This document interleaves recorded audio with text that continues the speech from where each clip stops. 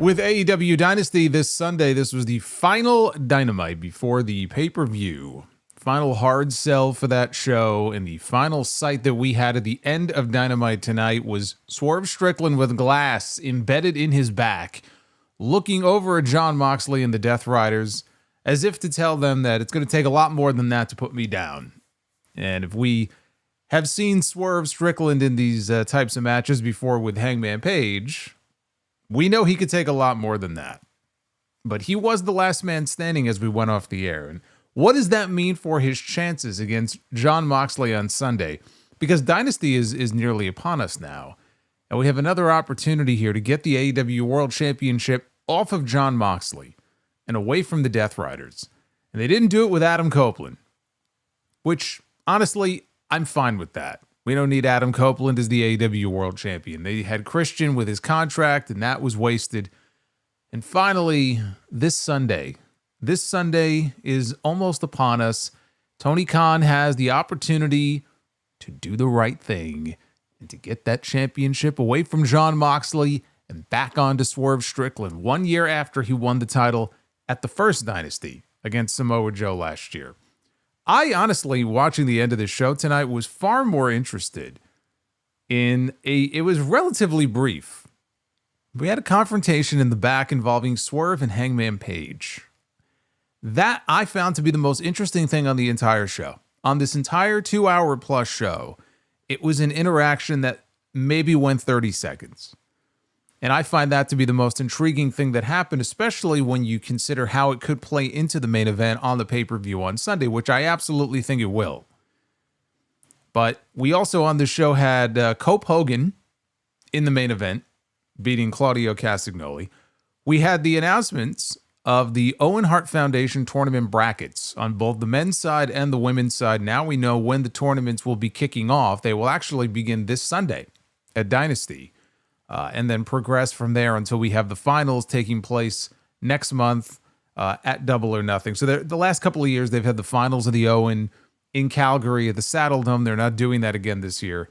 They're saving the finals for Double or Nothing. And I'm gonna show you the brackets. I'm gonna get into who's in the tournament and who I think the early favorites are to win. We'll go through all the different possibilities there and the matchups. And some news as well. Some breaking news tonight on a legitimate injury that has taken somebody out of the men's Owen Hart tournament.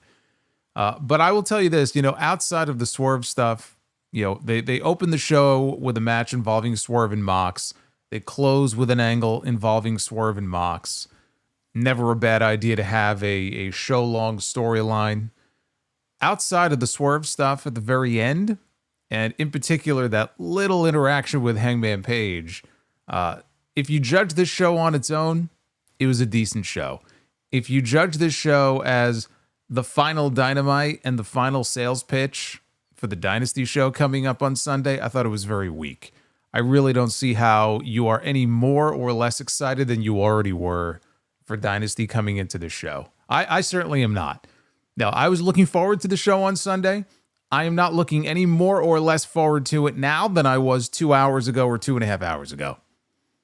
So as a go-home show, I actually thought it was pretty weak. On its own merits, it was decent, but that's really the best I can say about it. This is your AEW Dynamite review. It is the first review here for the month of April. It is April 2nd, 2025. I am the Solomonster. Thank you guys for hanging out with me here on yet another Wednesday night. Like and subscribe. Super chats are open. You will see them popping up on your screen. And as always, I will read all of your messages. We'll get to hang out a little bit later, and I will be going through everything. Just be aware, this Sunday is Dynasty. The plan is to go live when the show is over, so there will be a Dynasty post-show. That'll be coming up on Sunday night.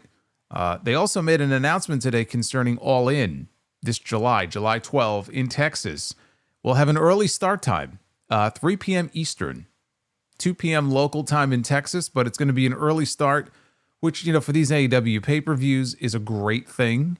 I don't know what I'm doing that weekend. There's some House of Glory stuff going on in Texas, so that's the best MOVESET. That's TBD, but certainly not a bad thing to have an early start time for one of these AEW pay-per-views, considering how late these things usually go. So just be aware of that. They came on the air tonight. I mentioned some breaking news from earlier.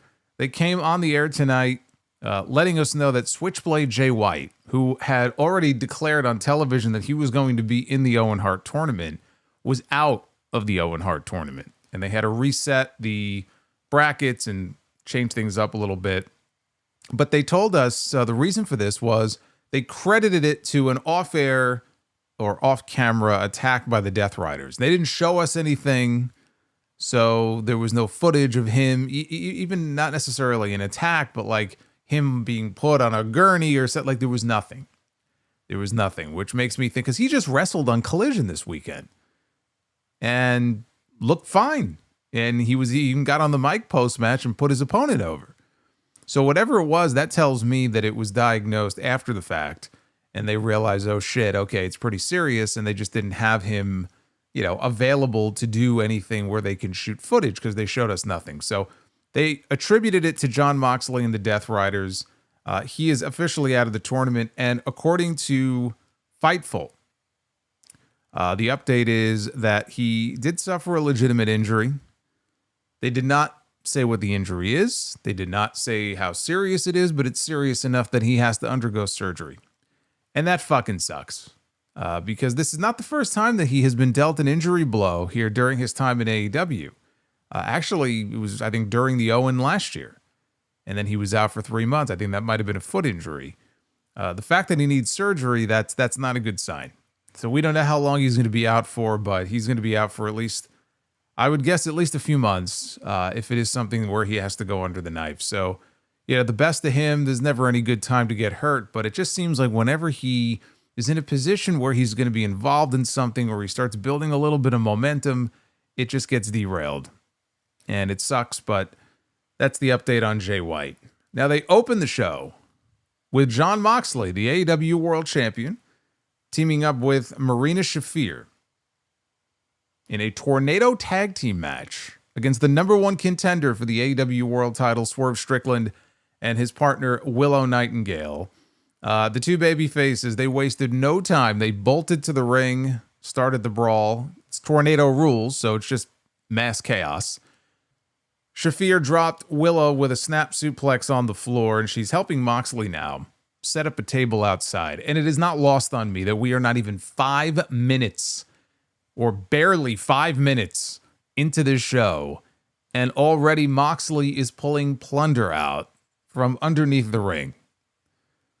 Why am I not surprised by this? So the bell sounds, match now is officially underway, and Shafir hits multiple judo throws in the ring. Moxley and Shafir, they gain control. They isolated Willow. Moxley set up, he was attempting to set up for a Death Rider to Nightingale, but Swerve came back into the ring. He threatened to hit big pressure on Marina Shafir. So he had Marina Shafir up. Moxley looks over, and he's, again, got Willow in position for the Death Rider. It's like, well, you beat my girl up, I'll beat your girl up. Very nice. And so they both tossed the women aside.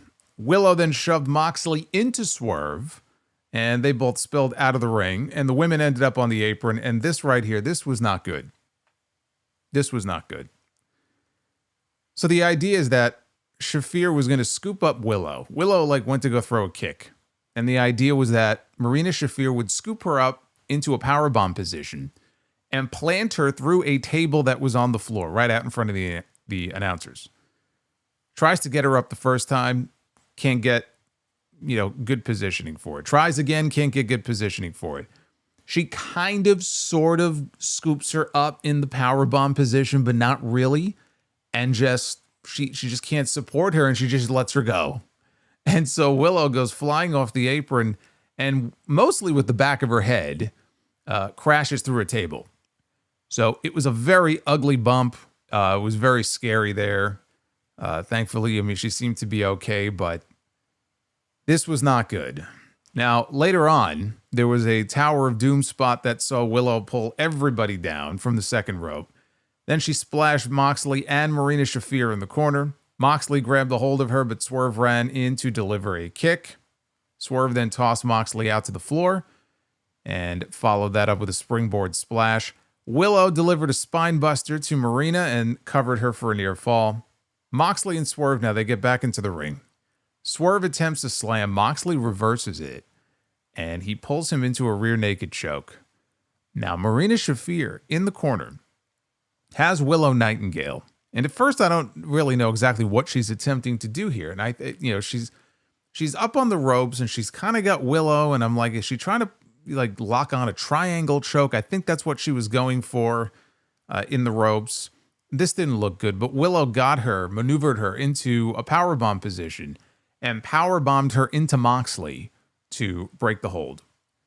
So Swerve recovered. He delivered a flatliner to Moxley. He lined up for a house call kick. Marina, though, pushed Moxley out of the way, and she took the bullet for him. So Swerve accidentally kicks her. And then there was a spot here where Willow shoved Moxley off the apron through a table that had been set up on the other side of the ring outside. The cameras missed this completely. I don't even recall them showing a replay. I think they just completely missed it. So that was kind of fucked up, but they showed Moxley, and there he was. He had crashed through the table, even though we didn't see it. And Willow then dropped Marina Shafir with a doctor bomb to win it for the babyfaces. When the match was over, babyfaces are celebrating. Moxley sneaks back into the ring. He lays out Willow with a paradigm shift. Death Rider, paradigm shift, call it whatever you want. He puts her down and drives her head first down into the mat. And he leaves the ring before Swerve can get his hands on him. Moxley helps Marina Shafir up. They leave through the crowd, and the doctors go and tend to Willow. I believe this was the first time that we have had a mixed tornado tag team match, at least in AEW, with tornado rules specifically. I don't recall seeing one before anywhere, but certainly in this company, I think this was a first. Look, it had its moments. I thought Marina Shafir did not look good in this match. I really don't. I don't know. I mean, I looked. She's had 2 matches, not including tonight. She's had 2 matches this year, neither of which have been in AEW. So she's not really working a lot. And so maybe that's part of it. I don't know. She's not having a lot of matches. Whatever it was, this was very rough. And that powerbomb spot off the apron was very scary. But the babyfaces pick up the win, and Moxley gets his heat back at the end. So if you're watching this match and you see that Swerve and Willow have won, you may be thinking, oh shit, right? Not good for Swerve on Sunday. Then Moxley comes right back, gets his heat back, and puts down Willow, gets the last laugh, runs off into the crowd. And so when this segment was over, I really didn't feel like this swayed my opinion one way or the other as far as what's going to happen on Sunday. Because both sides kind of had a chance to shine in that regard. And it was kind of a draw, when the segment was over. I still think there's a very distinct possibility Moxley may well win, even though I'm picking Swerve, to win the match on Sunday. But this didn't really sway my mind one way or the other. If anything, I actually think it made it more likely that Swerve would win. Just because, for the simple fact that now, coming out of what we just saw here, he has even more of an incentive to win this match on Sunday. He's now the babyface going after Jon Moxley, not just for the AEW World Championship. He's going after him for revenge, for what he did to his friend, for what he did to Willow here in this match.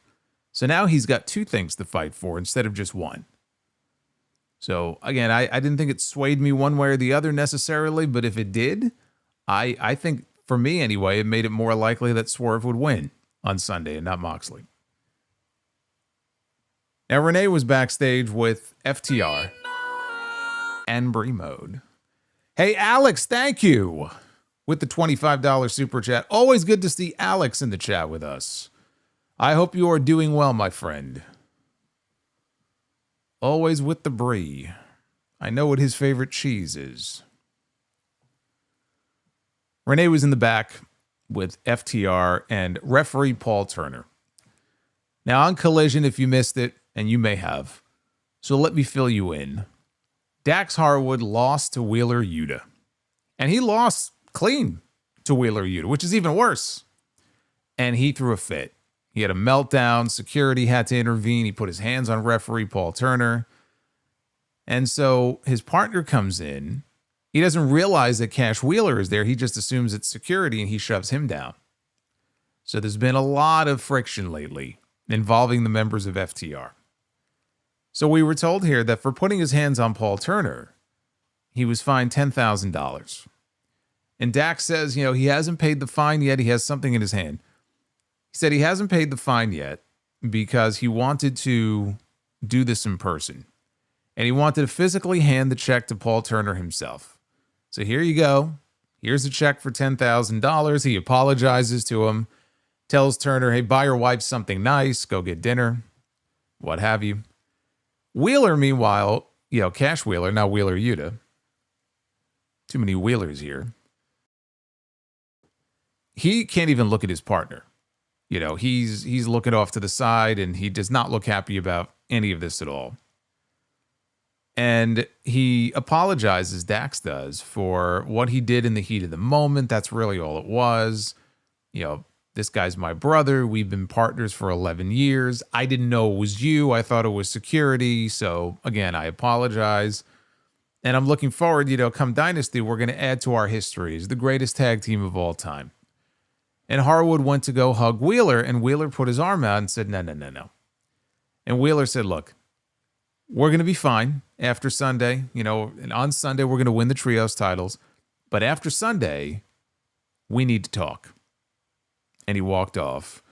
And that left FTR bald to stand there, and he was stunned by what just happened. And he apologized to Renee, and that was the end of the segment. As the world turns in the world of FTR, as we are building to a potential turn here.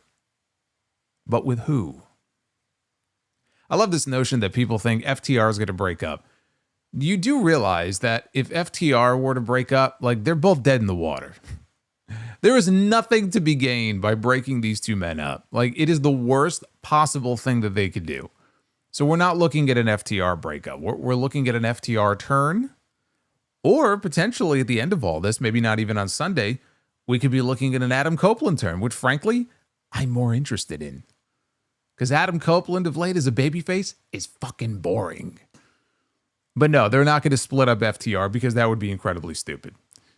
Now let's talk about what happened coming out of the break. Because coming out of the break, they revealed the men's bracket for the Owen Hart Foundation tournament, which they said will be kicking off this Sunday at Dynasty. So that's new. We didn't know that was going to be the case, but here is the bracket.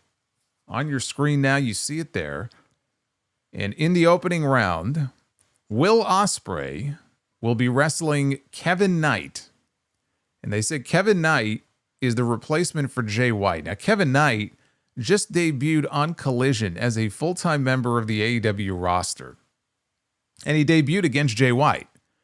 And so he lost, but then when the match was over, Jay White really put him over strong, on the microphone, and he got a great, reception from the crowd. And so now here he is taking Jay White's spot. Now, for those who don't know, Kevin Knight, very talented performer. You may have seen his work in New Japan. He's, been on the independent scene. He's made appearances before in AEW, that maybe once or twice, maybe Ring of Honor. So he's been around a few different places. He actually had a tryout, an invite for a WWE Performance Center tryout several weeks ago. I don't know if he ever went for the tryout or not, but he has opted to sign clearly with AEW. So even WWE wanted to get their hands on him, but he made the choice to come here. So he's in the tournament. He's wrestling Will Ospreay. And on that side of the bracket, we have Brody King against Konosuke Takeshita. On the other side, we have Mark Briscoe against Kyle Fletcher, which I feel like is a match that we've seen a whole bunch of times recently. And Hangman Adam Page against the wild card, because they usually have a wild card in these things. I look at this bracket, Bobby Lashley or Shelton Benjamin in this would have been cool. Yeah, but they're doing the tag team thing right now. They're tag team champions. Powerhouse Hobbs, would have been a good addition. He would have gotten bounced. I mean, you look at this bracket, he would have gotten bounced out of the opening round. So obviously they didn't want to do that. Who the wild card is going to be? I look at the wild card, and given who the wild card is wrestling, MJF makes sense. Why would MJF not be in this? I said the same thing last year. Everybody's declaring, and they made it clear, last year. I don't know if they've actually have said this flat out this year, but certainly last year, the winner of this tournament was guaranteed a championship match at All In at Wembley Stadium. So you assume it'll be the same thing this year, that the winner gets a shot at All in Arlington, Texas, although I don't think they've necessarily said that yet. And I'm like, why would MJF not want to be in there? All these other people are declaring and they want to be in there, and it's the same thing this year. Like, why wouldn't MJF want to be in this? It's one of those things that just drives me nuts, because you have people declaring. There were no qualifying matches so much as you just had people coming out and saying, I want to be in it. Like, Kevin Knight is brand new to the fucking company. He didn't qualify to be in this tournament. So why would MJF, who has told us that he wants his Triple B back, not want to be in this? It's ridiculous. So I would assume that the wild card would end up being him. The only thing is, if we get Hangman and MJF in the opening round, I mean, I'm just looking at this. Kyle Fletcher probably advances. I mean, you're not going to do Kyle Fletcher and MJF. Is MJF going to lose again? I was surprised he lost the first time to Hangman at Revolution. I'm looking at this going, if this ends up being MJF, boy, it would have made a lot more sense for him to win that first match and have Hangman win this one. But maybe he's not the wild card. I don't know. He's got his own little sort of side quest going on right now involving the Hurt Syndicate. So I don't know what's going to happen there. But I look at this bracket. It's Ospreay against either Hangman or the wild card in the final. I see no value in sending Kyle Fletcher to the finals just to lose to Ospreay again. And it's Ospreay's tournament to lose. Looking at this, I mean, could Hangman pull it out? Sure, but I think we're looking at a Will Ospreay win. Now, we also got the bracket for the women's Owen Hart Foundation Cup tournament. And this is what it looks like on this side. Jamie Hayter, one-on-one with Billy Starks. Thunder Rosa takes on Chris Statlander. Julia Hart against Mercedes Moné. Harley Cameron against Athena. So you'll notice that Mercedes and Athena are on the same side of the bracket. Now, I think what we're looking at here, you got Mercedes, you've got Athena, both moving on. Could there be an upset? Sure. Is Harley Cameron going to upset Athena? I think that would be pretty dumb. I mean, I guess you can't rule out Mercedes doing something that distracts her, but boy, that would just be fucking stupid. So you have to assume Mercedes and Athena are going to move on. Now, I was figuring that they would have a draw in this tournament, but that would make the semifinal match on the opposite side of the bracket effectively the final round. And I don't know that I see that happening, especially since they're playing these matches out on TV with the finals at Double or Nothing, which is still a ways off. But then again, it's not like they can do that. You could have Mercedes and Athena move on to the semifinals. They effectively eliminate each other if they have a time limit draw. On the other side of the bracket, Jamie beats Billy. Statlander beats Thunder Rosa. We end up with Jamie Hayter and Chris Statlander in what is effectively the final of the Owen Hart tournament. Right? It's certainly a possibility. I've got Jamie Hayter to win the entire thing. I think Jamie Hayter wins it all. I don't think it's Mercedes. I don't think it's Athena. I think Jamie wins. She goes to All In Texas and challenges Toni Storm for the AEW Women's World Championship. So that is my early prediction as far as that. But I mean, look, especially on the women's side, the women's bracket looks stronger to me than the men's bracket. I thought they did a good job this year, certainly more than past years, of putting more, bigger names and known entities into these tournaments. You still have a Kevin Knight in there who literally just debuted. You got Kevin Knight, you got Mark Briscoe. I mean, again, it's just, I know why they're in there. They're in there to fucking lose, but still, it just doesn't make sense that you don't have an MJF and people at that level who don't want the same opportunities that Hangman and Jay White and Will Ospreay for weeks, have been saying that they want. They go out there and they say, I'm declaring for this, and then I'm going to Texas. And they look up at the banner, that hangs there every single week. So they're basically doing the same thing this year they've done before, but they want people like the Continental Classic. Get the fucking Beast Mortos, who goes 0 for 9. Mark Briscoe's lucky to get 1 or 2 wins, but that's why they're in there. They're there to take the loss. Speaking of timeless Toni Storm, we had her in action, non-title, of course, against Penelope Ford. Toni wasted no time, attacking immediately with a backbreaker, fisherman suplex for a near fall. She missed the hip attack, which allowed Penelope to hit a shotgun drop kick and the double knees on the apron. They come back from break, and Penelope is trying to lick Toni Storm. This is something that she's been doing now for a while on TV. Penelope Ford likes to lick people. She likes to lick her opponents. Only this time it backfired on her. And Toni Storm, she bit her tongue. So she's biting Penelope's tongue. And Tony Schiavone said that, he's never seen something like that before. This surprised Taz because he pointed out that Schiavone's been doing this since 1932. So Toni hit Sweet Chic music and spiked Penelope with a DDT for a near fall. Towards the end of this, it looked like they were not on the same page. When Ford tried her, she has that Matrix stunner that she does. And it's like before she went for it, they just sort of stumbled around and they were just sort of looking at each other for a few seconds. And you can almost see Toni Storm telling her, do the spot. And then they did the spot. So I don't know what happened there, but Storm avoided it, hit Storm 0, and picked up the win. And when the match was over, Megan Bayne, her challenger on Sunday at Dynasty, she walked out. She gave her a polite little golf clap, and champion and challenger stared each other down. Not a whole lot to this. I mean, we've seen them, and I'll put them over again for this. Whatever they end up doing on Sunday, I do commend them for the job they've done of building up Megan Bayne. Maybe in the end it'll all be for naught, but what they have done with her up until this point is they have established a credible threat for Toni and the AEW Women's World title. Tonight, they didn't do anything as far as the two of them. It was very basic bullshit. Nothing to it at all. Didn't do anything to get me any more excited for the match. But what else can they do at this point? We've seen them, the pull apart, and we've seen Megan Bayne go over on her and pin her in the tag team match last week. They've done all they can do.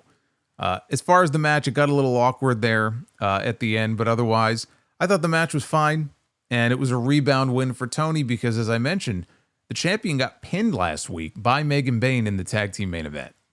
So this was a rebound win for her, and now we have the championship match on Sunday, and we'll see, are they going to go all the way with Megan Bayne? I don't think so, because I think Toni is going into Texas with that title.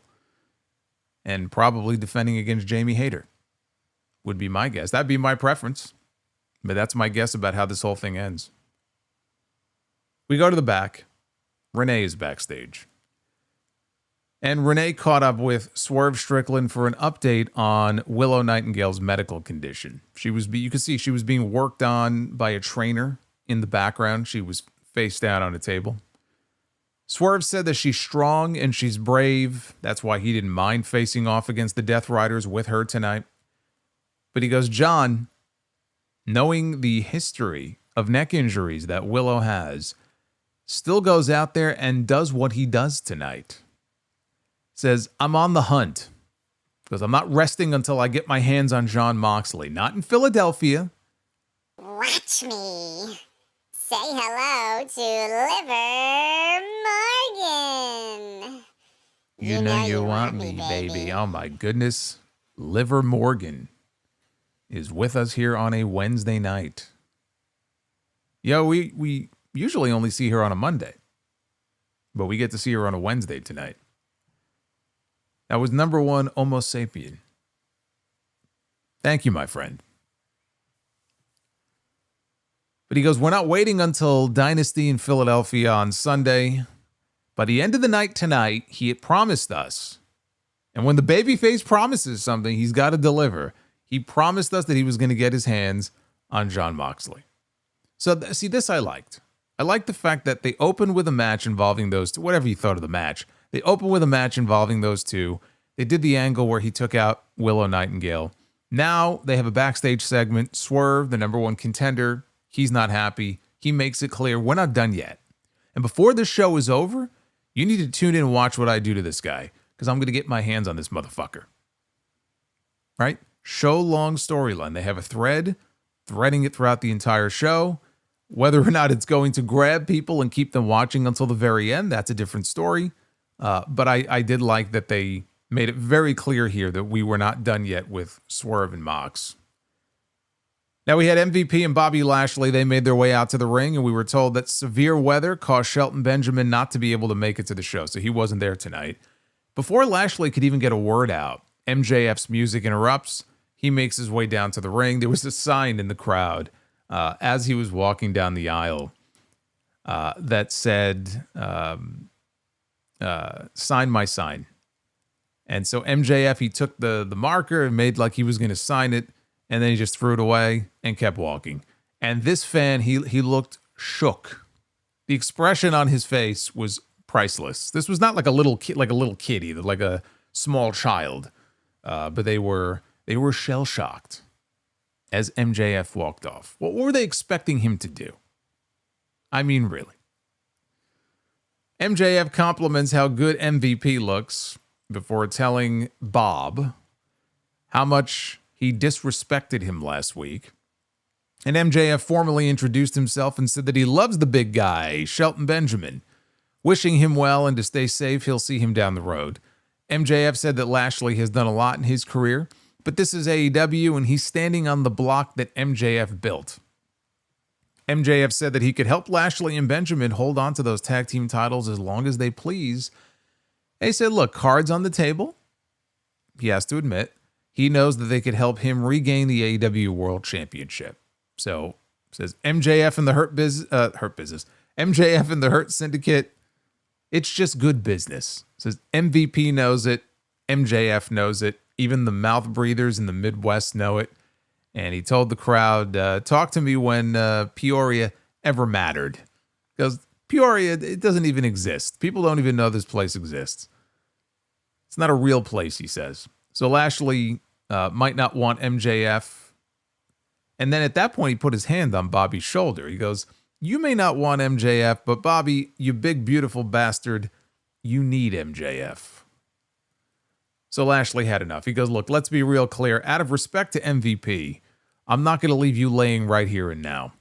He wants MJF to know that he doesn't like him, he doesn't trust him, and the Hurt Syndicate damn well doesn't need him. So unless he can prove otherwise, he needs to get out of his face and out of this ring right now. And MJF, he bowed out of the ring gracefully. He goes, unless I can prove it, huh? Okay. And he leaves, and we don't see him again. So what he's going to do to prove that he, belongs with them or that they should do business together, I don't know. Does that mean that he's going to get involved in some way on Sunday? Because there's a tag team title match coming up on Sunday. He just talked about how I can help you guys hold on to those titles as long as you want. I don't know if that was a sign of something that's going to happen at Dynasty. But Big Bill, and by the way, so just focusing on this for a second, I don't know where this is going. I've talked before about when MJF and Hangman were still seemingly feuding with each other, that I figured it could be a way for them to reintroduce the Young Bucks to TV, and they could do like a 3-on-3 match with MJF and the Hurt Syndicate against Hangman and the Bucks, and maybe that's a direction they're going in, and then you kind of split the Young Bucks off and build them up for a tag team title match with the Hurt Syndicate, which I really don't need to see, but they're coming back at some point. I don't know where they've been, but they're coming back at some point. Maybe they're saving them for April 16th. Spring Breakthrough, the night that Dynamite passes WCW Monday Nitro as the longest running wrestling show in primetime on the Turner Networks. They're doing a whole big celebration. Dynamite 289. Maybe they're going to save the Young Bucks' return for that show. I don't know. Beyond that, I have no fucking idea where this story is going. It's a little weird, but Big Bill and Brian Keith's music hit, and they have a face-off with Lashley and MVP in the aisle. And again, like Bill, the way he just towers over Lashley, like Lashley's a big dude. And just looking at him tower over him and making him look like a small child is just, it's never not going to just be insane for me to see that. So Bill places a seat down for Lashley to sit and watch what they're about to do. Because MVP had told these guys, look, you want a shot at the titles, you got to go out and win some matches first. Which they did. They went out and beat Top Flight on Collision on Saturday. Bill wants them to watch what's about to happen here. And so Lashley and MVP, they opted to stand. And what followed didn't take very long. It was basically Bill killing two jobbers is what it was. Brian Keith got a couple of moves in. That was about it. This went about a minute. He launched one of the job guys over the top rope with a gorilla press down right at the feet of Lashley. The other one tried to attack Bill from behind. He got "you fucked up" chants. And it all ended with Bill hitting a chokeslam for the win. So Bill took the mic and he said, on Collision, we whooped Top Flight's ass. And tonight they whooped, and he didn't know their names because they never bothered to announce the names of these guys. He goes, we whooped their asses. And on Sunday in Philadelphia, we're going to whoop the Hurt Syndicate's ass. Because they want their match for the AEW Tag Team titles. And MVP was about to say something and Lashley stopped him. And then the Hurt Syndicate left.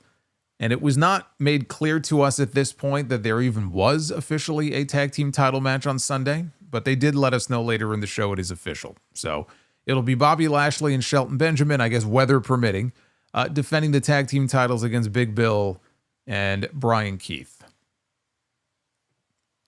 Renee was backstage with Mercedes Moné, the TBS champion, the New Japan Strong Women's champion, the Rev Pro British Women's champion. What other titles does she have? Isn't there a fourth one?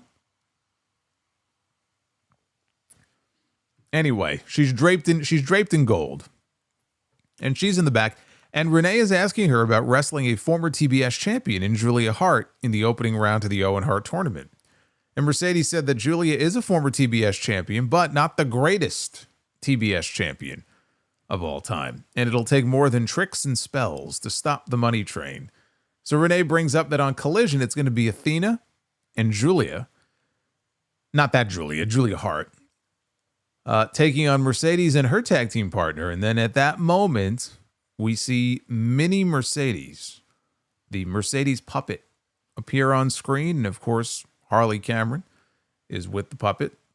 She says she's been contemplating because she and Mercedes, they brought the house down when they wrestled Down Under. And Cameron has been thinking of a great tag team name for them. But before she could tell us what that tag team name was, Mercedes shut her up and shut the puppet up and just walked off. And then Cameron called them the Money Wrath Train, whatever. I mean, it's a stupid name, but Excalibur said there's time to workshop that before Collision. All I will say is this. They're doing this tag team match on Collision this Saturday. They're out of their minds if they have Mercedes and Athena touch. If they touch, they're out of their minds. You got to keep them as far apart as possible. You could tease it.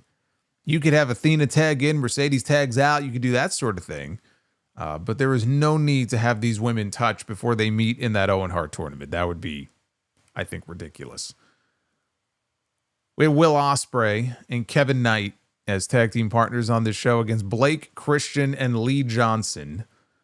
Tony Schiavone mentioned that Christian has a 7-match win streak in Ring of Honor, including a win over Kevin Knight. I don't care.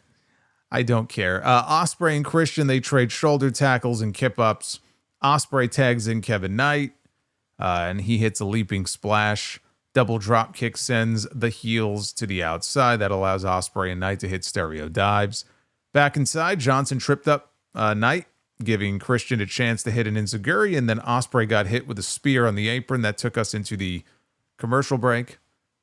Johnson and Christian, they controlled the entire commercial break. When they came back, though, Knight mounted a comeback. He dove for a hot tag to Ospreay. He ran wild for a bit until a 450 double stomp back inside by Blake Christian. Ospreay leveled him before tagging in Knight. I am the Shut the fuck Oh, up. another cameo here. Another cameo. Fuck that tree. You see, you mistimed it, though. I just got done talking about the learning tree. See what you did? Anyway, Kevin Knight hit a huge springboard lariat to win it for his team. When the match was over, Tony Schiavone, he stood up at the announce desk because he was getting word from, Tony Khan in his ear. And he announced that the match between Will Ospreay and Kevin Knight in the Owen Hart Cup tournament will take place at Dynasty this Sunday. And they put the graphic up on the big screen. Ospreay and Knight shook hands, but Knight pulled him in. Pulled him in a little close. This was it was a strong debut for Kevin Knight, his Dynamite debut here tonight. And that's what this was designed for. There are people who are not going to be familiar with him. He just debuted for them. Yeah, he just became all elite and signed a contract, and now he's with them full time. So you want to get people familiar with this guy, especially because, oh, by the way, he's in the fucking Owen Hart tournament, which kicks off in less than a week. So yeah, maybe we should have a little spotlight for this guy, before we put him in the ring on pay-per-view against Will Ospreay. So that was the purpose of what we got here. He looked impressive. So it did what it needed to do. It does feel very sudden, though, to kind of thrust him into this. I don't know what the deal is with Jay White, though. Obviously, he's legitimately hurt, so this was a change that had to be made. And Ospreay's not getting bounced in the first round. You plug Kevin Knight in there if they go out there and have a 15, 20-minute banger and he loses, right? Even in defeat, he can come out of it better than he was coming into it. That's the hope. And if anybody can give him a match like that, it's going to be Will Ospreay. You cannot ask for a better opponent in this situation if you're Kevin Knight than Will Ospreay. So this did what it needed to do. We had Brody King against Lance Archer, who is back on his own for the time being because Brian Cage hurt his knee a few weeks ago at a independent show. Otherwise, it would have been the Murder Machines challenging the Hurt Syndicate for the tag team titles this Sunday. Instead, we have the Learning Tree. So Archer's back as a single. So what did they do? They beat the hell out of each other. That's what they did. King charged in late in the match, but he ran into a black hole slam for a near fall for Archer. Big choke slam connects for another 2 count. Archer then chases referee Paul Turner out of the ring. That brief delay allowed Brody to hit a series of corner strikes, including a cannonball and a lariat for a 2 count. Archer spun out of a powerbomb attempt, but Brody was there to meet him with another lariat for the win. Look, if you like 2 big dudes beating the crap out of each other, you got that here. Why did we get it? Because Brody King is in the Owen Hart tournament. He's in the tournament, and he's going to lose to Konosuke Takeshita in the opening round. But they wanted to give him a momentum win here and send him into the Owen with a victory. He's going to lose. It's going to set up a rematch in the semifinals between Takeshita and Ospreay. That was Ospreay's first AEW match as a full-time member of the roster. Once he wrapped up all of his New Japan commitments, remember Revolution last year? He had that great match with Takeshita, match of the year candidate, just fucking great stuff. And so it's going to set that rematch up. It could potentially, it's not going to, but, look, Ospreay and Brody King had a hell of a match. If you go back to the Continental Classic, it was Christmas night. They opened the show that night. They had a hell of a match. And of course, Brody King, lost there too. But the match in the semifinals of this tournament, it's going to be Ospreay and Takeshita. Here's the problem. And you may have enjoyed this match. I'm not saying this was a bad match or anything like that, but the way I look at it is that it's twofold. Number one, Lance Archer never wins anything, okay? If you handed this guy the winning lottery ticket, he would still fucking lose, okay? He doesn't win anything. And for a guy that looks that big and scary, I mean, he should be one of the more intimidating guys on the roster. Look, I'm sure if you were face to chest with him, you might be intimidated. But the fact is, the way that he is booked and portrayed on television, it just doesn't match. And this is the way it's been now for years and years, because he's been there forever. He's been there for fucking 5 years. He's been there probably since day one, just about. And that's the problem. He doesn't win. He never wins. He comes out, he's all scary. He may talk a big talk, and then nothing happens. And so you put him in there against Brody King, and it's like, I knew the result before the match even started, before the bell even rang. So how much credibility does it really give somebody like Brody King when he beats somebody who everybody beats? You can call it a credibility boost. It's a momentum win for him, Like, is it really, though? Is it really? I would argue it's not. The other issue then is Brody King himself. The last real name, I had to go back and look it up because for the life of me, couldn't remember who it would have been. The last legitimate name that Brody King went in there one-on-one and beat was Darby Allin. And that was back in November. We're going back to like Thanksgiving time. And that was in the Continental Classic. So Brody King is another one. Big guy. Very intimidating. He'll come out with a chain around his neck. He'll bark. He's all tatted up. Very talented. Doesn't win very many matches. One thing Tony Khan is not very good at is booking big men. It is not his strong suit. These guys go out there, and I'm not saying they have to go unbeaten, but they lose far too often. And then you get to a point where, like we are here with Lance Archer, where it's like you just can't take it seriously when he's out there against somebody. Brody King is just about in the same spot, I'm sorry to say. And so had he been built up a little bit better, if you want to put him in these tournaments, it would be better for him if they had enough foresight in the months leading up to it to actually feed him wins, including against some credible challengers. But again, you'd have to go all the way back to November to find that match with Darby. And go look up the matches that he's won since then. Nobody of any note. That's the problem here. So they stick this match on the show. What does it really mean? It's two guys who mostly spend their time losing and looking up at the lights. Who cares? Then we go to the main event.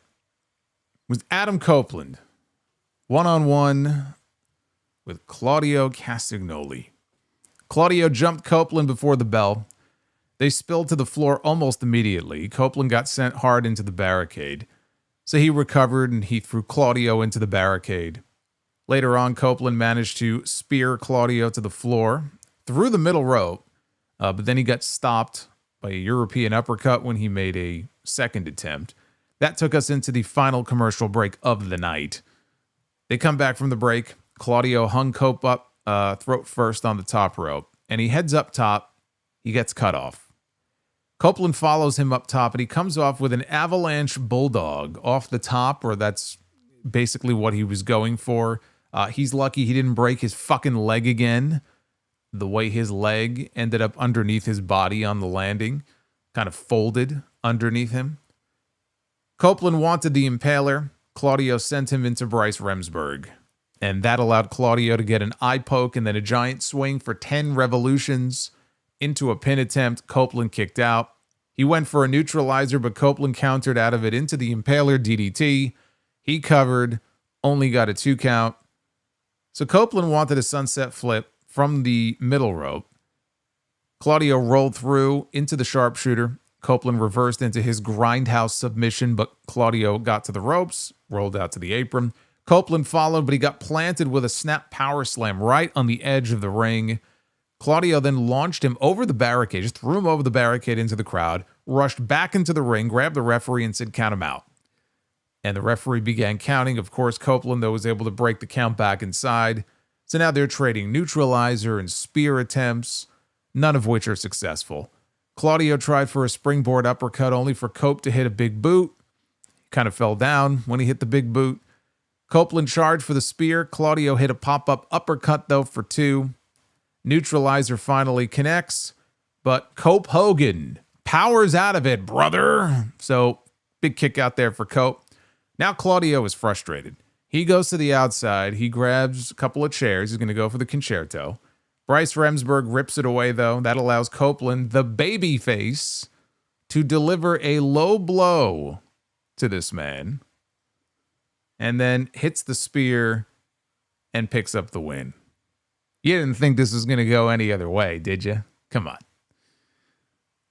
So another ominous sign, though, because I don't think that we're getting new trios champions on Sunday, and this was an ominous sign for Rated FTR. The fact that Copeland got the win here over Claudio. The match itself, look, it was decent. Far too long. I mean, they gave this almost 20 minutes. And I just find a lot of Copeland's matches boring now.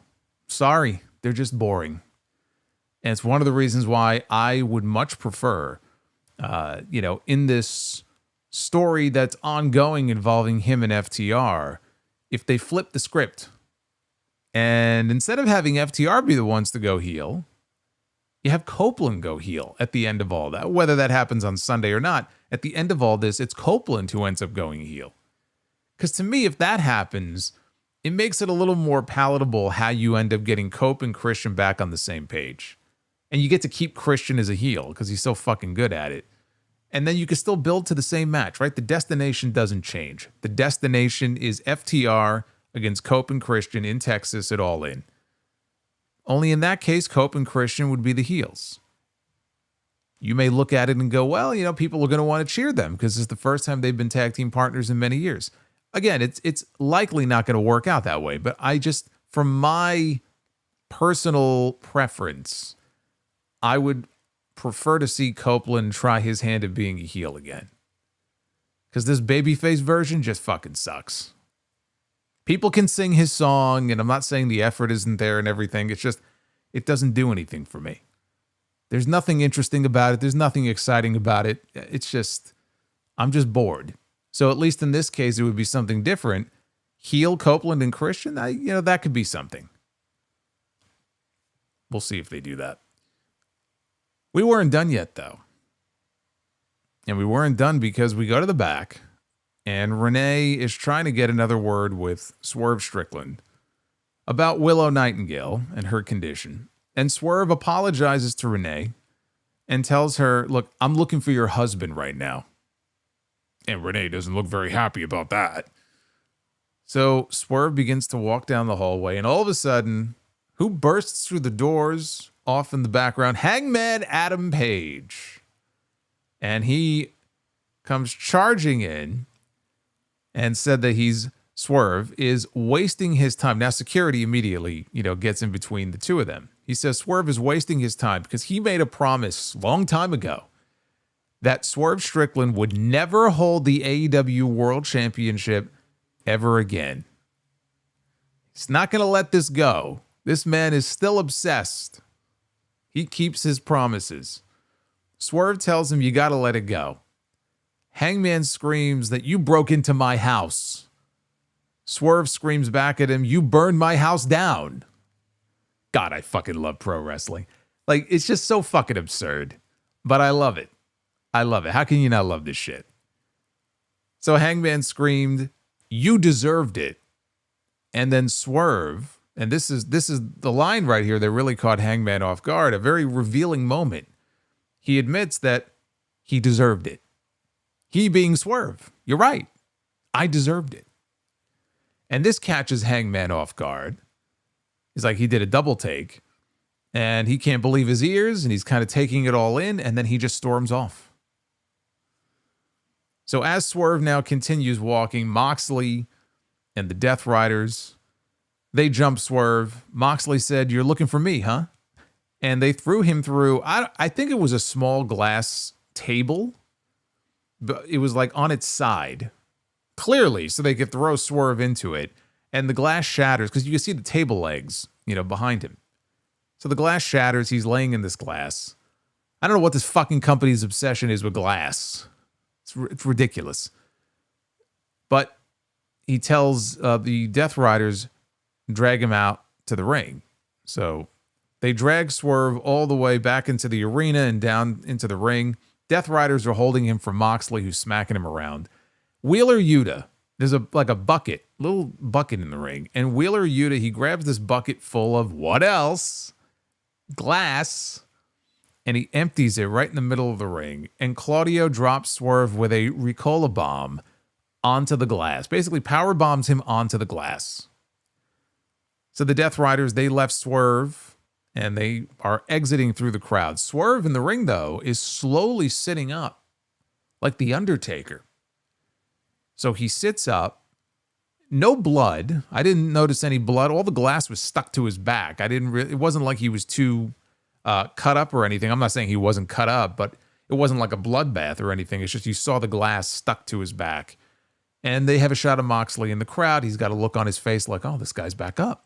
Yeah, like he's stunned that this man is back up. And the parting shot that we got here at the end of the show was Swerve Strickland on his feet, maniacally laughing, staring at Jon Moxley as they went off the air. As I said before, we have seen Swerve take far worse in the matches that he had with Hangman Page. This for him is nothing. This is like a normal morning. He probably wakes up in bed in a pile of glass. So for him, this was nothing. I mean, this dude took a syringe to the mouth. It was like me a few months ago. But I liked the Swerve and the Hangman aspect of this more than anything else, honestly. But just to go back to what I said earlier about the opening tag team match, I look at this as kind of a wash. Honestly, it's people are going to come out of the show thinking, oh, this means that Swerve's going to win now, or oh, this means that Moxley's going to win now. It doesn't mean shit. It's more or less a wash. The babyfaces won the opening tornado match, and then Moxley turned right around and laid out Willow Nightingale and had the last laugh. And then here in this segment, the Death Riders jump Swerve Strickland. They leave him laying in a pile of glass, and they leave, only for Swerve to then rise to his feet. And he gets the last laugh. We are effectively right back where we were before we even came into the show tonight. But if anything, Swerve now has another mission, which is to get revenge on Moxley for what he did to Willow Nightingale. He has to win the title. He has to get revenge for his friend. And if he fails to do that, he's going to look like a fucking geek on Sunday. He needs to go in there, and now he needs to be the one to take that title away from Jon Moxley. We cannot have another finish like we had at Revolution. We cannot have that. Which is why the Hangman angle intrigues me. That one little piece of that final closing segment I found more interesting than anything else in this entire show. And I think it's going to tie into that main event on Sunday. I think it was there tonight, specifically on this go-home show. I think it was there for a reason. I think it was there for a reason because what we are going to get, what we should get. I have to be careful. What we're going to get may not be what we should get. But I think what we get is it sets up a potentially great moment at the end of this main event on Sunday, where Hangman Page is going to come out and try to cost Swerve Strickland the championship. Or if Swerve is on the precipice of victory, he comes out to stop him, per his promise, from ever again winning the AEW World title.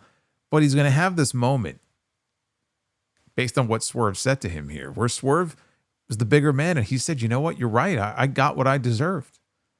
And he wasn't expecting him to say that. It'll be like this moment of clarity.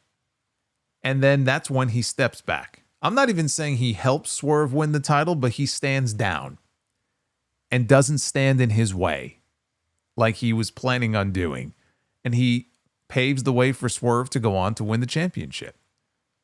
And I think for the fans, they would love it, right? Like, just imagine, like, Swerve is about to, or Hangman's about to do something, and then he just stands down. And he's like, you know what?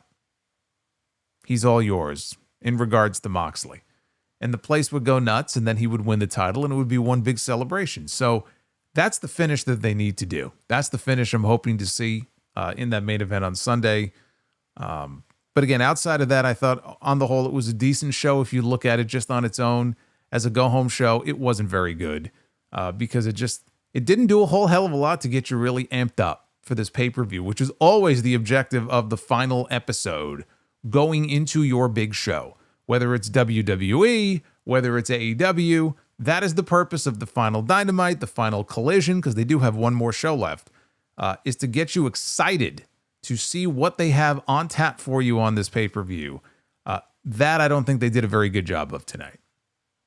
Now, Collision on Saturday has Mercedes and Harley Cameron against Athena and Julia Hart. Cash Wheeler is going to wrestle Pac. Top Flight takes on Action Andretti and Leo Rush. Speedball Mike Bailey takes on Dralistico. And Ricochet will be on commentary for that match. So we got nothing on the show tonight as far as Kenny Omega, Speedball, or Ricochet. I guess they're saving that for a Collision. Dynasty this Sunday. Let me just run through the final updated lineup now for this pay-per-view. Will Ospreay is wrestling Kevin Knight in the opening round of the Owen Hart tournament. Will Ospreay is going to win that match. Mercedes Moné is wrestling Julia Hart. Who do you think is winning that match? Do I even need to say it? We have the Hurt Syndicate against Big Bill and Brian Keith for the tag team titles. That's going to be a Hurt Syndicate win. Let's see if MJF gets involved. Chris Jericho and Bandito. Title versus mask for the Ring of Honor World Championship. Bandito is not losing his mask. This will be a Bandito win. Death Riders against Rated FTR for the Trios titles. Rated FTR not going to win the Trios titles. Daniel Garcia and Adam Cole. No interference. No time limit for the TNT Championship. The TNT title has never felt less than, to me, than it does right now. Got to get that title off Daniel Garcia. I think Adam Cole takes it. Kenny Omega defends the international title against Speedball Mike Bailey and Ricochet. That's going to be a Kenny Omega win. Timeless Toni Storm against Megan Bayne for the AEW Women's World Championship. That's going to be a Toni Storm win, I do believe. And in the main event, Jon Moxley defends the AEW World Championship against Swerve Strickland. Please let it be. Brand new AEW World Champion this Sunday. His name is Swerve Strickland. And barring any pre-show matches that they add, and you know they will, that is the card as it currently stands. Now, checking the poll in the chat, we have a live poll here going as we speak. What did you think of Dynasty, or Dynamite before Dynasty, I should say? 57% thumbs up for tonight's show, 43% thumbs down. So you can go ahead and vote in the live Twitter poll.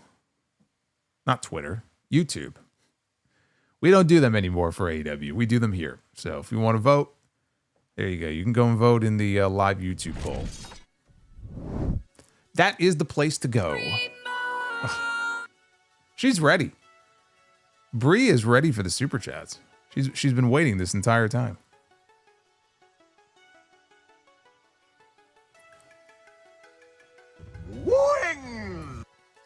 We go from Jeremy Rose to Silver Tower. Look at that. Hey, Silver Tower, what's going on? Haven't seen Silver Tower in a while. We are currently at 266 likes. So, yeah, be the booker. It's not happening. It's not happening. Yeah, I hope this is not a reflection of the enthusiasm for the pay-per-view on Sunday. That's not a good sign.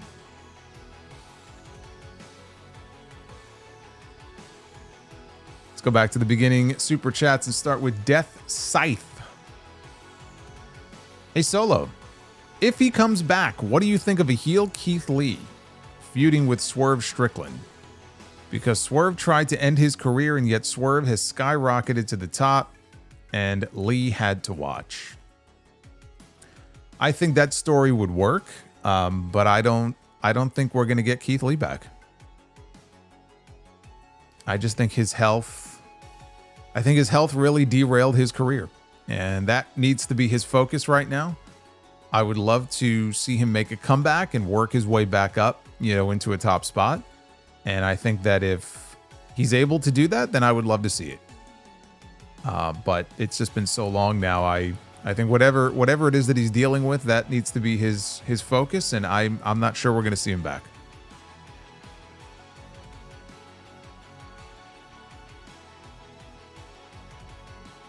Hey, Silver Tower, I'm sorry to hear that. He says he's on sick leave right now. I'm sorry you're not feeling well. I do hope that improves, though. That's not fun. He's got vertigo.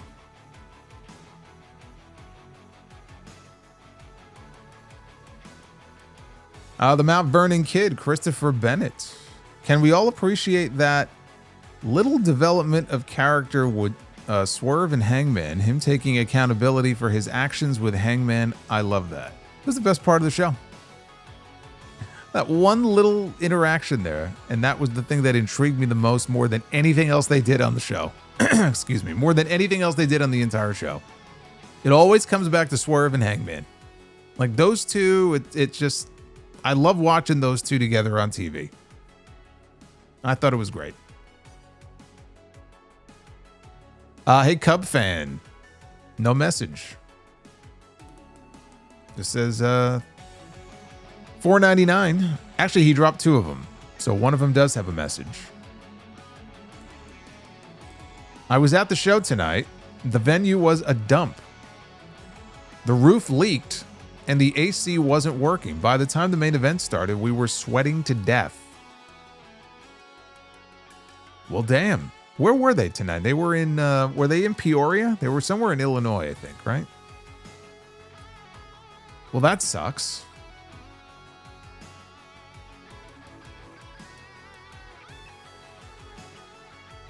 Joseph Stewart, rest in peace. Val Kilmer. Yeah, we talked about this the other night. Actually, that news broke during the Monday Night Raw stream.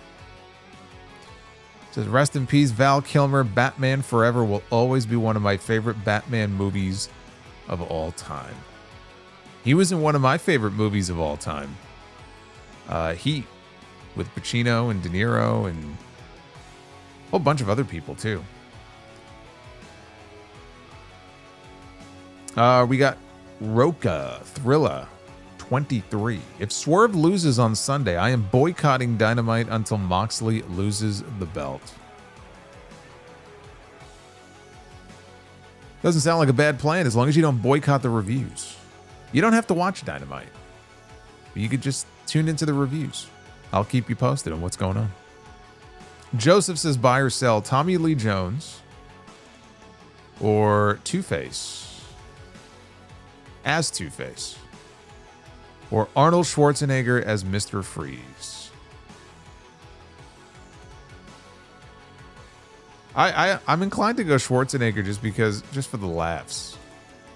Not that he was great in the role, but just it was funnier to me.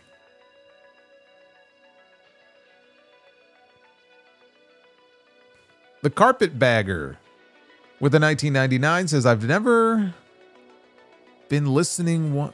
That threw me off there. Misspelled. I've been listening for probably 7 years. I'm a full-time content creator, non-wrestling content.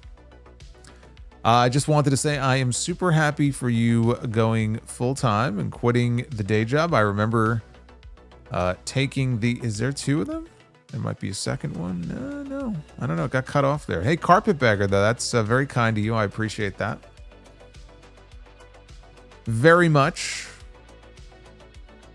I don't know what content you're into, but I hope you're killing it on your channel, whatever you're doing.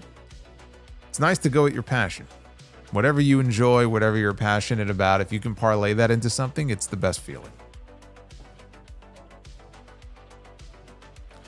Joseph Stewart, who are DDP's top 5 feuds in WCW? Wasn't much of a feud. He had that great match, though, with Goldberg. Well, I mean, DDP in the NWO. DDP and Randy Savage is number 1, but DDP in the NWO would be another one. Boy, he feuded for a while, didn't he, with Johnny B. Bad? I don't remember that being great, though. So I don't know. You kind of got me hung up on the word feud, because I could think of a bunch of great DDP matches, like matches he had with Sting.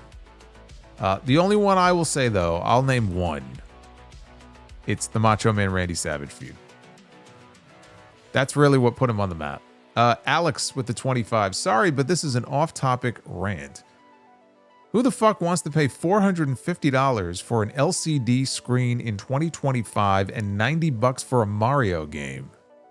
Can't stand these greedy companies. That money has way more value in Solo's pockets. Much love. Hey, I agree. People will get tired of the Switch after a while.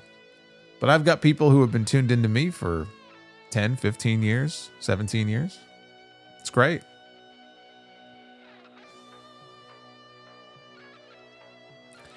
Yeah, I watched that unveiling video this morning as I was having breakfast. The Nintendo Switch. I have to say, though, Mario Kart World looks pretty cool.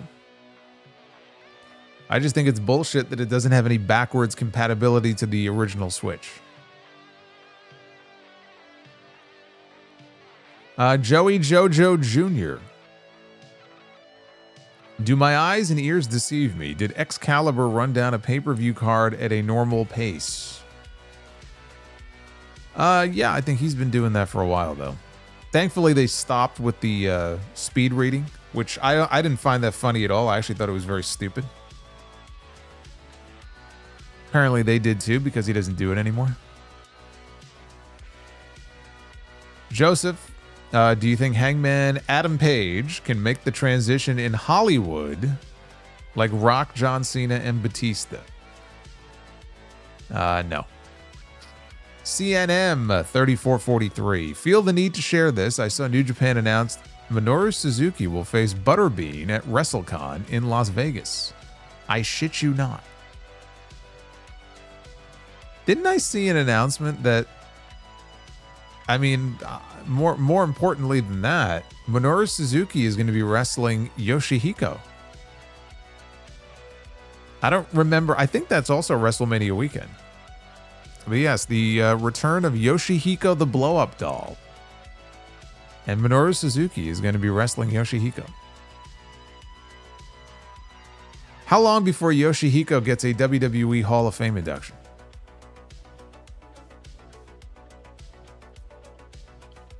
Oz and Glorious.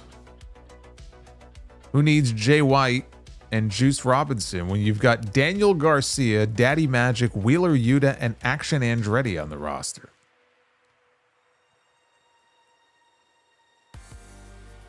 Only one of them are actually in a match on Sunday, by the way. So I'm being told, so you're telling me the new Mario Kart game is backwards compatible to the first Switch? I was of the impression that it wasn't because they said it was exclusive to the new Switch. That's what the word exclusive means. How is it exclusive to the new Switch if you could play it on the first Switch? Then it's not exclusive.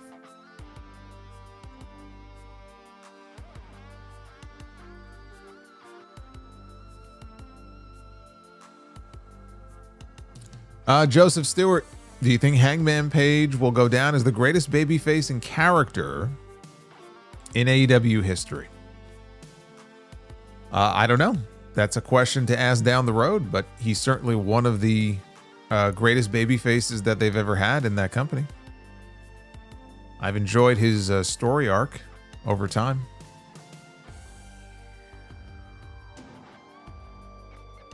Yeah, see, that's so I'm right. Aaron and JP, they're like Mario. I'm talking about Mario Kart 2. That game is not backwards compatible. That's what I'm talking about. So you're all confusing me now. I would assume that, yes, the Switch 2 might be, but I'm not concerned about that. I'm specifically asking about Mario Kart.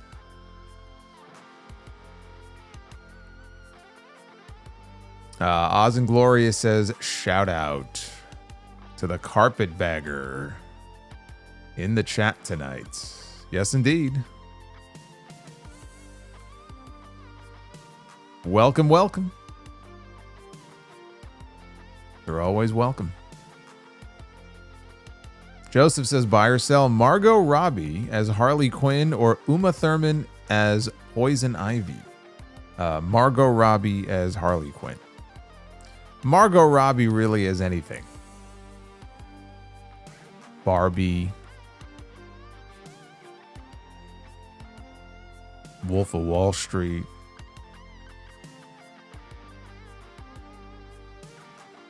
Duff's Vids. Hope dark jokes are okay, Solo.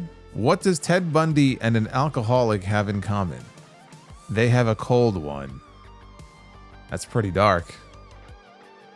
I like a good dark joke as much as anybody, but that's pretty dark. Retro KOH, off topic, but did you see the Switch 2 reveal? Says, shit is anti-consumer as fuck. Hard pass on that. You mean to tell me you're not excited that it has like a 240p camera? And a mouse? It's got a mouse. It's got a mouse. They basically built like Discord into it. It's basically what they did. I'm like having breakfast and I'm in the live chat because the live chat was open and there were 1.3 million people. Like the chat was going so fast, like I couldn't even read what people were saying. It was hilarious. Number 1, Homo sapien. Why did the Can Crusher quit his job? It was soda pressing.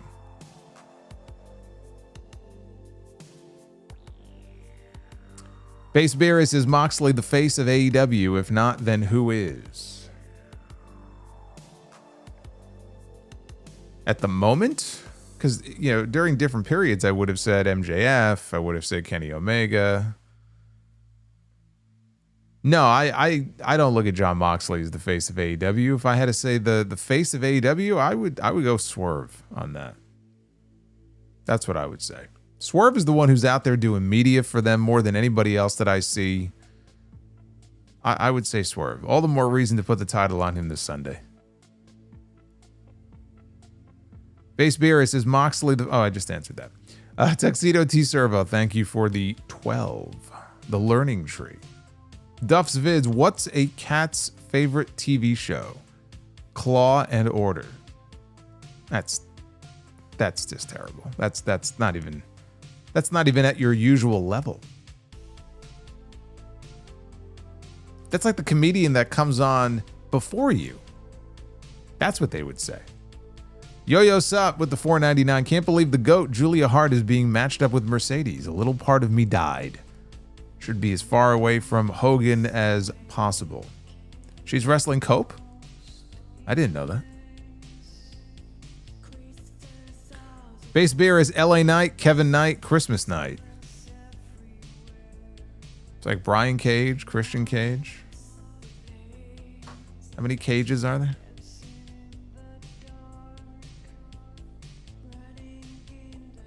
Duff's Vids. What does Michael Jackson do on vacation? Ski-hee. My God. It's open mic night. Tracking problems. Do you think Mike Ball Speed Bailey is a future TNT champion? Yes, I do. Mike Ball.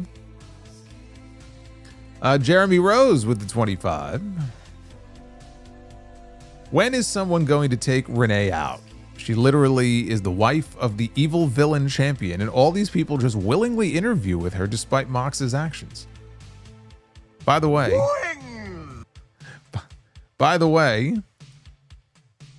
why does he never have the belt? Help it make sense. I stopped even trying to figure that out a long time ago. The whole thing is just stupid. This whole angle is stupid. Everything about it is stupid. It fucking sucks. It's dragged everything down. And the sooner it's over, the better. That's it. I mean, it sucks. It's awful. Silver Tower, thank you. Good to hear from you, and I hope you feel better. Yo-Yo Sup. They fumbled with Julia. Get her as far away from this company as possible. Best character work outside of Toni. Got hurt and hasn't been booked the same. Wait until Sky Blue comes back. You'll be saying the same thing about Sky Blue. Justin G. Doc Holliday in Tombstone for the win. Rest in peace, Val. I'm surprised no one's mentioned Top Gun.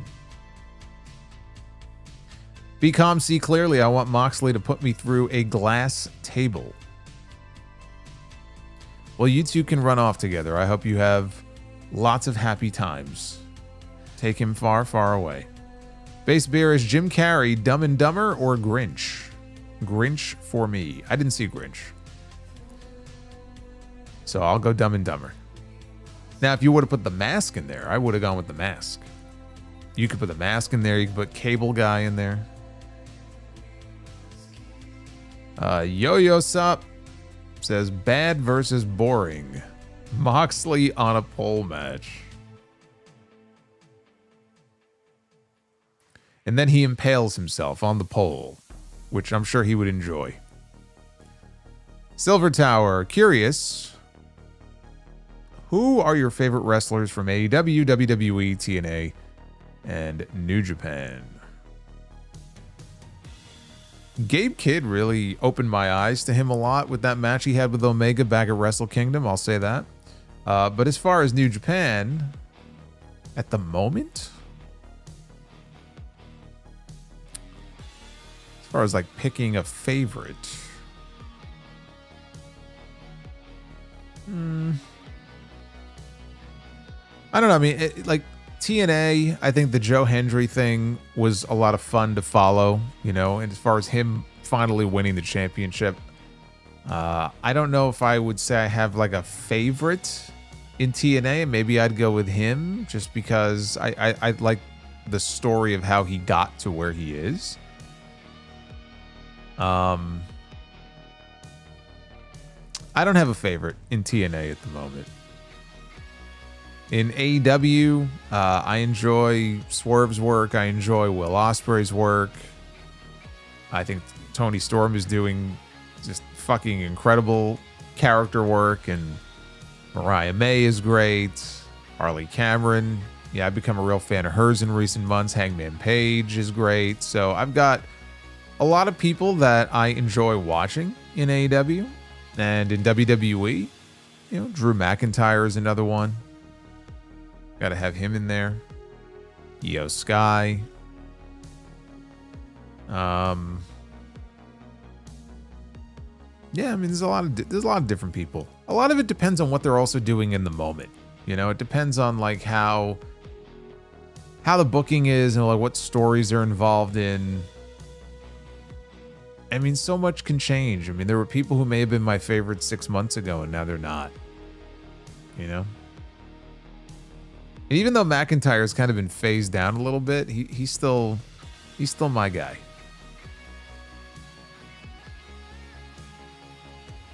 Alex says, how do you think Triple H will book Rusev's return? Can you see him as a main eventer?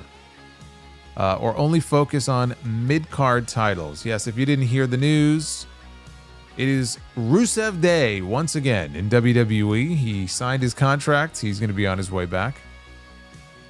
And do I see him as a main eventer? I do not. No. So I think he'll be solidly mid to upper mid card. Oz and Glorious. Oh, it's Wheeler with the Busaiku knee on Swerve. Oh, you can count on that. It just better not be the finish. Yo-Yo says, if you had a company, rank my favorite women that you would want. Cora Jade, Julia Hart, Alexa Bliss, Billy Starks, Lyra Valkyria. Well, I would take Alexa Bliss because she would sell a fuck ton of merch for me. Thank you, Alexa. I would take Julia Hart. I think she's done some great character work.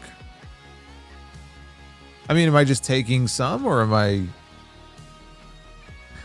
I'm taking Alexa and Julia, and then I might throw in Billy Starks. Oz and Glorious. Hit that like button, people. I don't know, man. It's just one of those nights where 331 likes. It's not happening. Silver Tower, we need more orange super chat. We need more super chats, period. I like that. Thank you, Silver Tower, with the $13.99. Look at this guy. Cubs fan. I was at the show tonight. The venue was a dump. Oh, this is the same one, but twice. Why?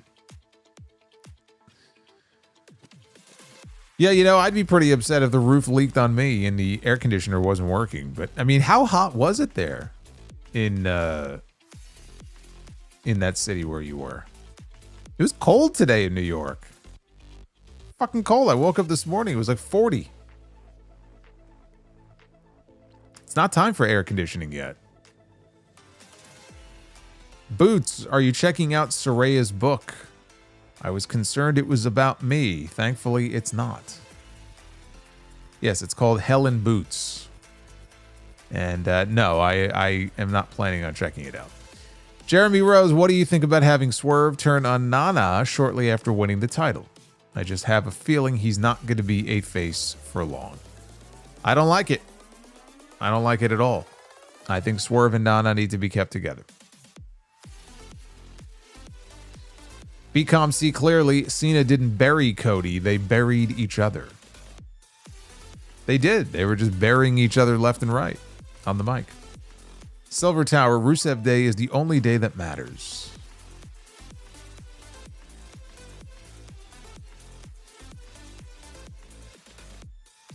Hey, Gabe. Very nice. Thank you, brother. I appreciate it. Joey Jojo Jr., after that ending segment, I think it's possible that Hangman fights off the Death Riders at Dynasty. Would have made sense to do it on this episode, but oh well. No, it makes more sense to do it on the pay-per-view if it's going to ultimately lead to Swerve winning the title. So if that's the plan, I think that's great. Save it for Dynasty. Don't do it tonight. Alex says, why was Owen mad at Brett at Survivor Series 93? And is that how their feud began? Yes, it was. But it was the culmination of Owen always feeling like, you know, he was the little kid, which he was. He was the youngest.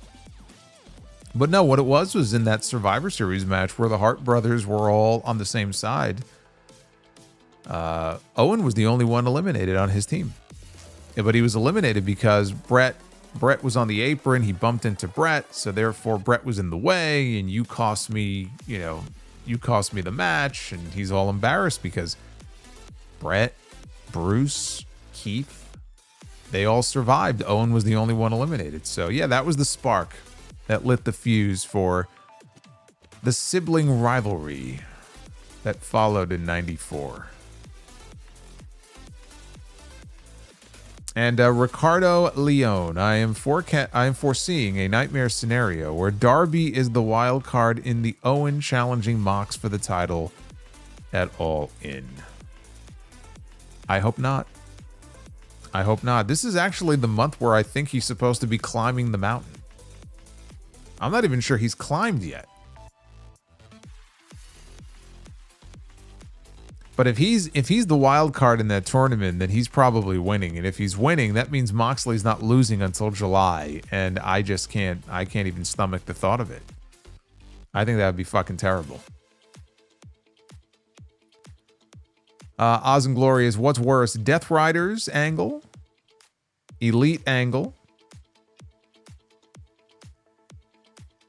or Danielson bending backwards to legitimize Yuta and Garcia to the point where Tony Khan thinks that they are undroppable.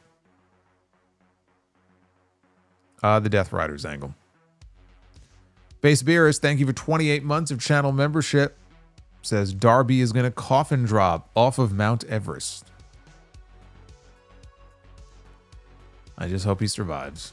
Isaiah, nice to see you solo. Do you think it's booking malpractice that we never got the OG BCC against the House of Black? No, not really. I really don't care either way. I mean, there are things that you could call booking malpractice. That could have been a good idea. I wouldn't call it booking malpractice. I wouldn't go that far. I didn't care that much about it. And we have the Alpha. AEW Dynasty is going to cook, he says. Let Tony cook. He can cook whatever he wants as long as it doesn't taste like shit. Especially if it's going to keep me up until midnight. See, I'm a little harsher on these shows because they are so fucking long. And when they go off the air at 12 o'clock, you give me a finish like what we got at Revolution, I'm going to rip you to shreds. That's how it works. So you better give me something good.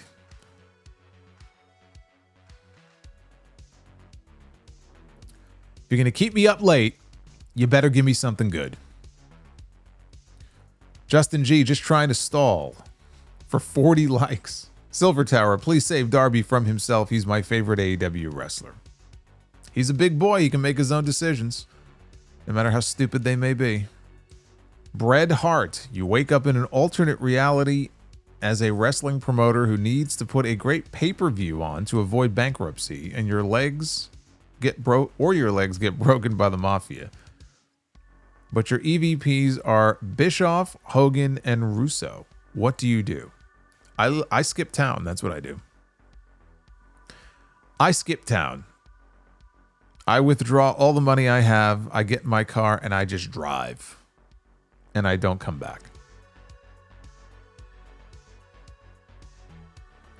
And then from a payphone somewhere on the side of the road, I call talent. And I let them know that, Bischoff and Hogan have stolen all the money. And I call the mafia guys and I tell them the same thing. And I say, those are the guys you want to go talk to. And then I just keep driving. EJ Slamp. No one will mention them, but my two favorite Val Kilmer movies are Tombstone and The Ghost and the Darkness. If you've never seen them, watch them. I've never seen The Ghost and the Darkness. Can't say that I have. BComC, clearly, where the fuck is Jack Perry? He just disappeared. Don't care. Oz and Glorious, why is Darby the chosen one for the title? Because he's been one of the originals since day one. He was one of the pillars. Remember the pillars that everybody used to talk about? Then again, so is Sammy Guevara. What the hell happened to him? Jeremy says, you should go to one of the pay-per-view scrums and ask Tony to explain the Death Rider storyline. Why would I go to one of the scrums when I have a review to do here? I have no interest in going to those scrums. I've never attempted to go to those scrums. I have zero interest in going to any of these scrums, WWE or AEW. They don't interest me. I make my money here. I make nothing if I go there.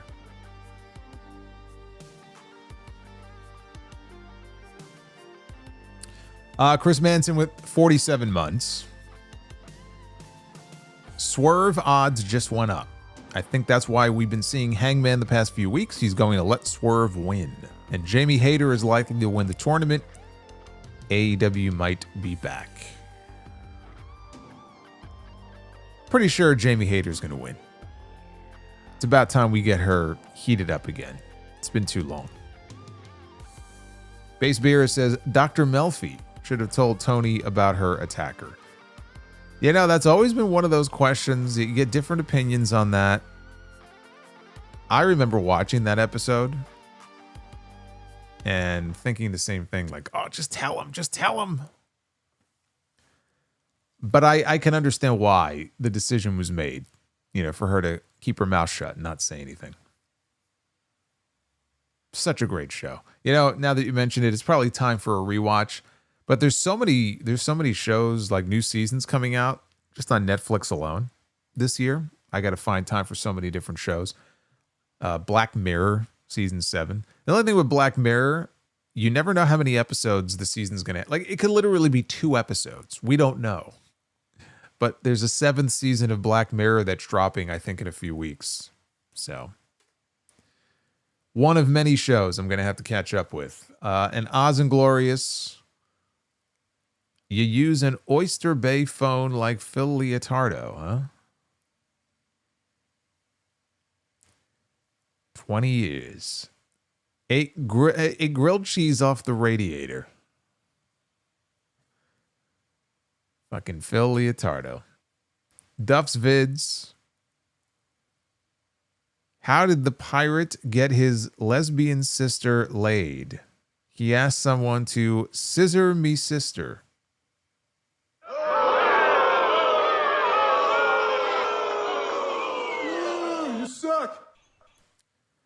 Hey, Zachary, thank you.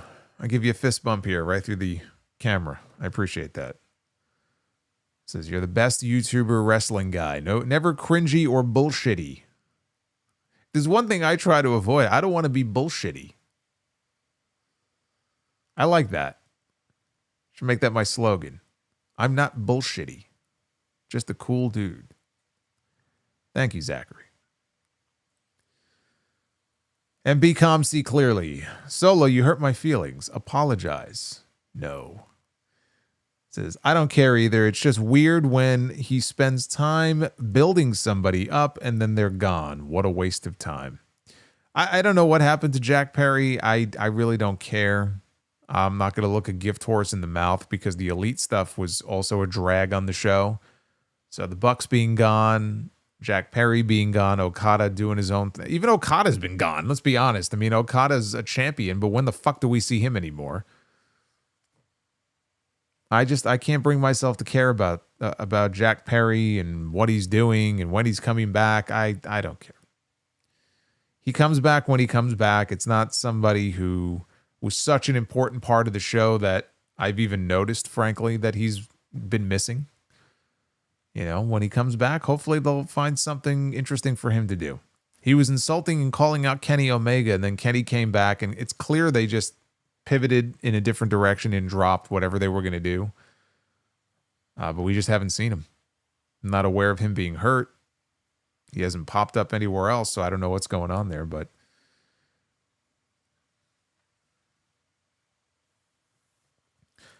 and EJ Slemp says, would you consider Ricky Steamboat a WWE guy or an NWA WCW guy? I would consider him an NWA guy.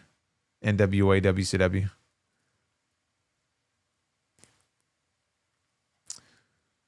So thank you guys. Good questions here. We will try again on Friday. We got our Friday Night SmackDown post show, including the debut of Rey Fenix. You know, Ricky Starks won his first championship in WWE on NXT last night. And now we have these reports about Miro. You know, Rusev is on his way back. We know Aleister Black is on his way back. And now Rey Fenix makes his debut on Friday.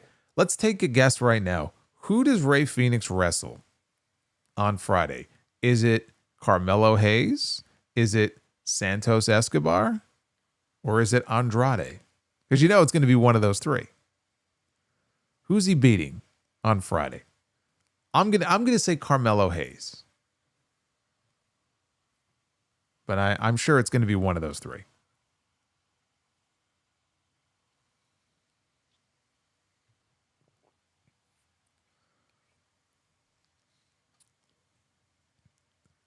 Sadly, Carmelo feels like the gatekeeper now on SmackDown.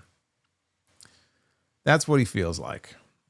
Well, we'll find out. Anyway, hit that like button on your way out, and hopefully we'll have better luck here with Be the Booker, man. I don't know. We'll try again on Friday night.